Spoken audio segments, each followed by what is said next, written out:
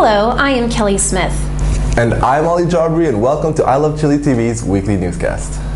Making headlines this week in Chile: President Obama's speech on Latin America and Michelle Obama's speech on education. In politics this week, we'll discuss Piñera's announcement that there will not be nuclear energy in Chile, the export situation with Japan, and the golden wedding payout. In culture, the U2 concert, Chilean film Limpia Piscinas, and Chilean film 0334. And then sports with Pascal.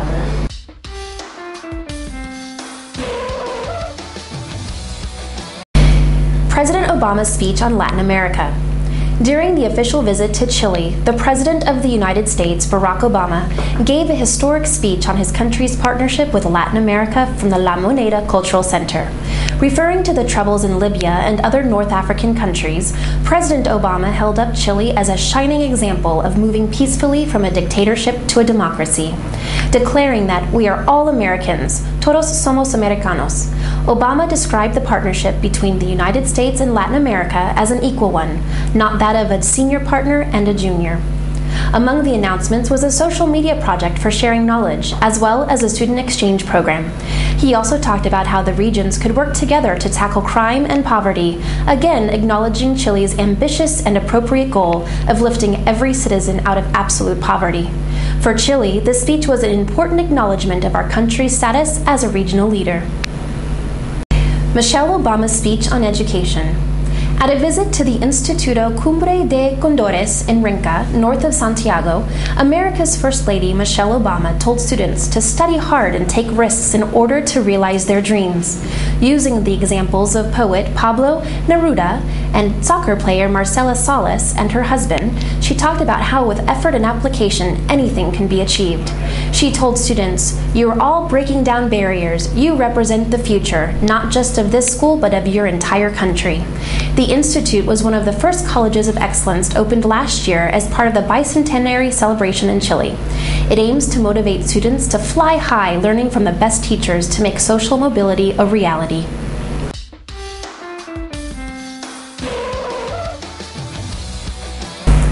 In politics, Piñera's announcement that there will not be nuclear energy in Chile.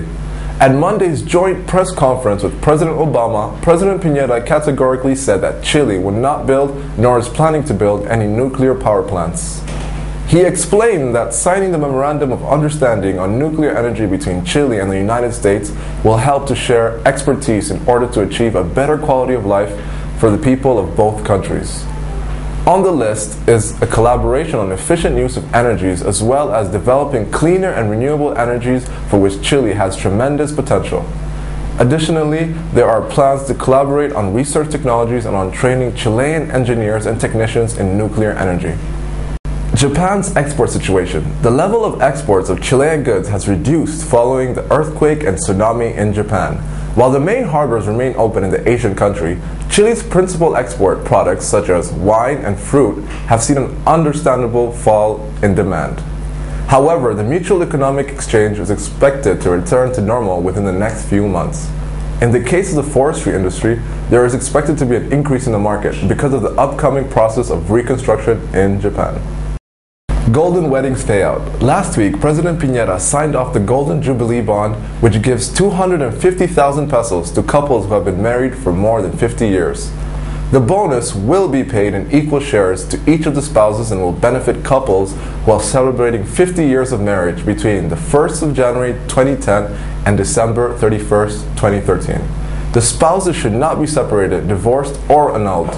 They must belong to the same household and must prove residence in Chile during their last 4 years.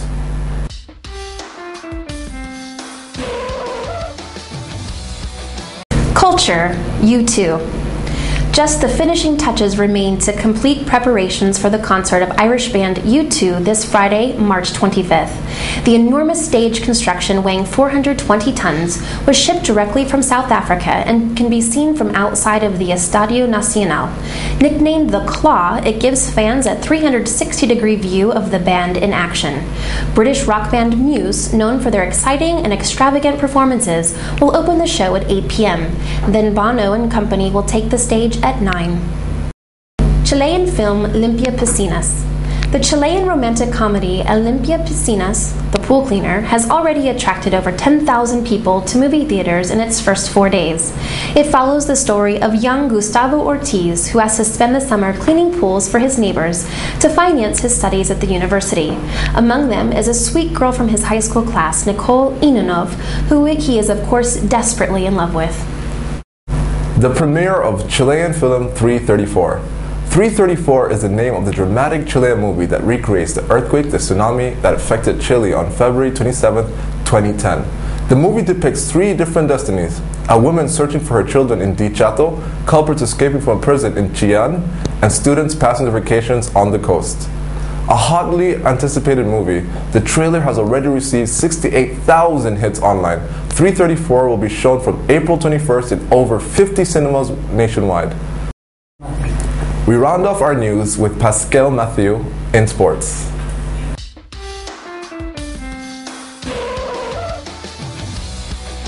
Welcome to the Sports News, brought to you by the Sports Zone. In Week 9 of the Chilean Soccer League action, the leading team La Universidad Católica still pushing forward with another victory. Roberto Gutierrez scored twice to lead La Católica to a 3-1 victory over Santiago Morning in San Carlos de Apoquindo.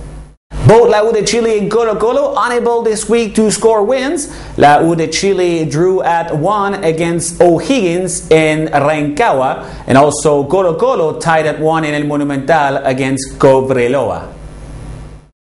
La Unión de la Carrera continues to do some damage. This time the victim was Audax Italiano, a 3-1 victory for La Carrera, and still undefeated at home so far this season. Halfway through the Apertura tournament, La Católica on top of the league with 22 points, followed by La Carrera with 19, and in third position O'Higgins with 16 points. International football scene. This weekend, Claudio Borgi will make his debut as the head coach of La Roja. The Chilean national team will face Portugal. Unfortunately, Esteban Paredes and El Chupete Suazo will not be in uniform due to injuries. The game is due to start on Saturday at 6:30. In Copa Libertadores, Group 5, Esteban Paredes delivered a great goal and a couple of passes to help Colo Colo beating the Brazilian side Santos at El Monumental last week. Halfway through the group phase, Colo Colo is strolling on top of the group with 6 points. This week, some more action for the Chilean team. La Católica will travel to Venezuela in the hope of avenging last week's defeat to the hands of Caracas for Game 4 of the group phase. Also, Vélez Sarsfield will try to bounce back for last week's defeat in Santa Laura as they will receive Chilean side Unión Española in Buenos Aires. In gymnastics, preparation for the Olympic Games of London 2012 are doing quite well for the top Chilean gymnast Thomas Gonzalez. This weekend in Paris at the World Cup of Gymnastics, Gonzalez scooped the gold medal at the floor exercise and at the vault. That's Pascal Mathieu, and that was your sports news for this week. We'll see you next time.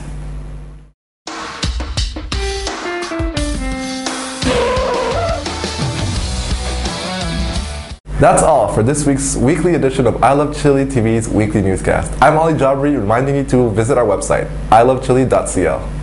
And I am Kelli Smith. Remember to watch I Love Chile TV every week to get your news about Chile in English. Thanks for watching.